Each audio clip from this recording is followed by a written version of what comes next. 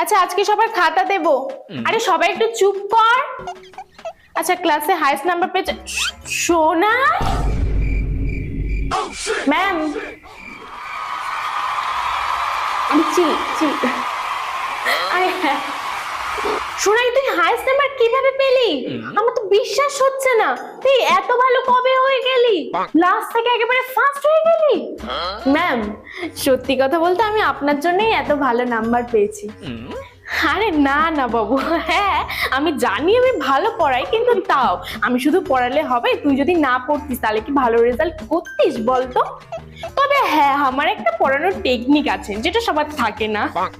Ma'am আমি তো আপনার পড়ানোর ওই টেকনিকের জন্য বেশি নাম্বার পাইনি। আমি তো বেশি নাম্বার পেয়েছি আপনি যে আমার দাদুর দোকান থেকে পরীক্ষার প্রশ্নগুলো প্রিন্ট আউট করলেন না, তার জন্য। পরের বারও করবেন। হ্যাঁ ম্যাম। হ্যাঁ কি?